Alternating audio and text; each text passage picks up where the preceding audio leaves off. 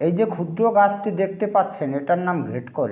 এই গাছের ফুল সন্ধ্যার সময় ফোটে এবং তা থেকে সুগন্ধ বের হয়। এই গাছ থেকে আমাদের হোমিওপ্যাথি ঔষধ অ্যারাম টাইফিলিয়ামের মাদার টিংচার প্রস্তুত হয়। তরুণ উৎকট জাতীয় রোগ যেমন ক্রুপ কাশি, টাইফয়েড, সর্বঙ্গ, গলার ক্ষত, ডিপথেরিয়া ইত্যাদি জটিল জটিল ব্যাধিতে ঔষধটি সুফলের সঙ্গে ব্যবহৃত হয়। ঔষধটিতে যে সুনির্দিষ্ট প্রধানতম লক্ষণগুলো রয়েছে, যদি তার ঔষধচিত্র মনে মনে অঙ্কন করে নেওয়া যায় তবে সঠিক ঔষধ নির্বাচন করতে খুবই সুবিধা হয়। আজকের ভিডিওতে মেডিসিনটির দুটি সিদ্ধিপ্রদ লক্ষণ এবং কয়েকটি প্রধানতম লক্ষণ সম্পর্কে আপনাদের এমন কিছু গুরুত্বপূর্ণ তথ্য ব্যাখ্যা করে শোনাবো যাতে সঠিক ঔষধ নির্বাচনের মাধ্যমে রোগীকে আরোগ্য করা যায়। ভিডিওটি ভালো লাগলে লাইক, কমেন্ট, শেয়ার করবেন এবং আপনি যদি এই চ্যানেলে নতুন এসে থাকেন তাহলে চ্যানেলটিকে সাবস্ক্রাইব করে রাখবেন পরবর্তীতে নতুন ভিডিওর নোটিফিকেশন সবার আগে পাওয়ার জন্য। এবার আমাদের এই অ্যারাম টাইফিলিয়ামের 9টি প্রধানতম লক্ষণ রয়েছে।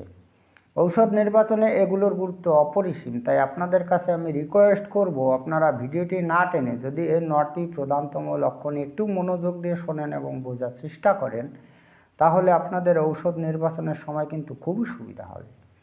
যাই হোক, নাম্বার 1-এ রয়েছে রোগাক্রমণ। অধিকাংশ রোগ ব্যাধি শরীরের বাম দিকে আক্রমণ করে। তাহলে আমরা জেনে নিলাম যে আমাদের এই ল্যাকেসিসের মতো এই অ্যারাম টাইফিলিয়ামের রোগীদের বাঁ দিকে রোগে আক্রমণ করে। নাম্বার 2-তে রয়েছে জ্বালা। নাক, কান, মুখ, পাকস্থলী, ফুসফুস যেখানেই প্রদাহ দেখা দেয় সেখানে জ্বালা করতে থাকে। সর্দি হলে নাকে, উদারাময় হলে মলদ্বারে জ্বালা করে। এই জ্বালার মধ্যে কিছুটা তফাৎ আছে। আমাদের যেমন সালফার রেমেডিসে বা মেড্রোহি নামে যেমন জ্বালা আছে, মাথার তালুতে, হাতের তালুতে বা পায়ের তালুতে জ্বালা হয়, এই আমাদের এই অ্যারাম টাইফিলিয়ামের রোগীদের কিন্তু এরকমটি হয় না। এদের জ্বালা হয় হচ্ছে আক্রান্ত অঙ্গে, মানে অ্যাট্যাক্টেড পার্টে আর কি। যে অঙ্গে আক্রান্ত হয় রোগ ব্যাধিতে সেই জায়গাটায় জ্বালা থাকে। সেটা নাক হতে পারে, মুখ হতে পারে, পাকস্থলী হতে পারে, ফুসফুস হতে পারে। এই সমস্ত জায়গায় কিন্তু অবশ্যই জ্বালা থাকে। নাম্বার 3-তে রয়েছে নাক।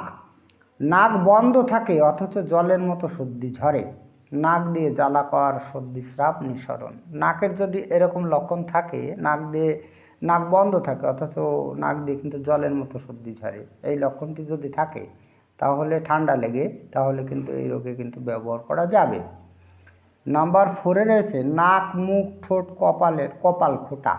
এটা অ্যারাম টাইফিলিয়ামের সিদ্ধিপ্রদ লক্ষণ নাম্বার 1।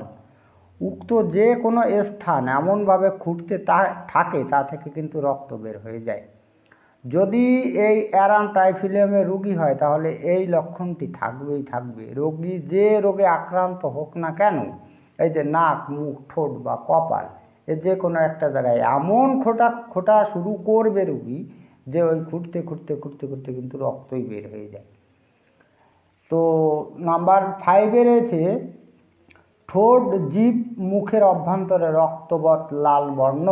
এটা কিন্তু অ্যারাম টাইফিলিয়ামের সিদ্ধিপ্রদ লক্ষণ নাম্বার 2। ডিপথেরিয়া, টাইফয়েড ইত্যাদি যে কোনো রোগে উক্ত লক্ষণ পেলে অ্যারাম টাইফিলিয়ামের কথা অবশ্যই স্মরণ করবেন। তো আমি দেখুন এই 4 আর 5 এই দুটি সিদ্ধিপ্রদ লক্ষণ রয়েছে আমাদের এই রেমেডিসটিতে।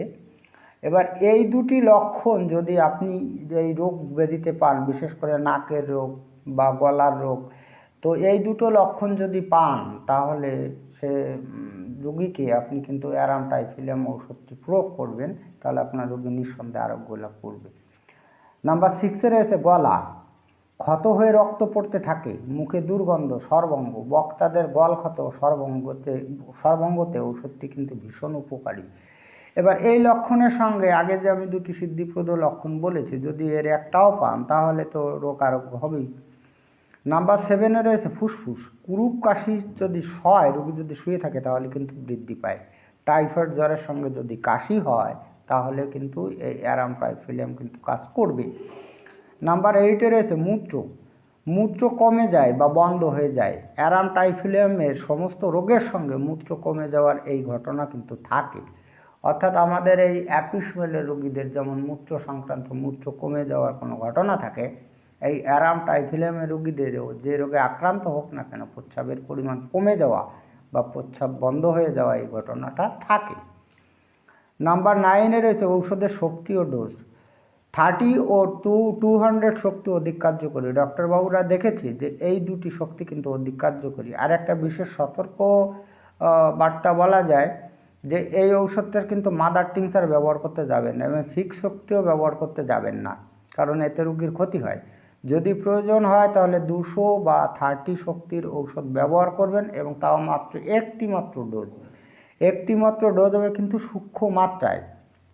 এবার সূক্ষ্ম মাত্রাটা কি সেটাই কিন্তু বহুজনেই জানে না। এবার এই সূক্ষ্ম মাত্রা বলতে স্যার হানিম্যান কতটা পরিমাণে ঔষধকে বুঝিয়েছেন, আপনি সেটাকে কিভাবে ব্যবহার করবেন এই সম্পর্কে যদি আপনি আরও বিস্তারিত তথ্য জানতে চান তাহলে এই চ্যানেলের 18 নং ভিডিওটি দেখতে পারেন।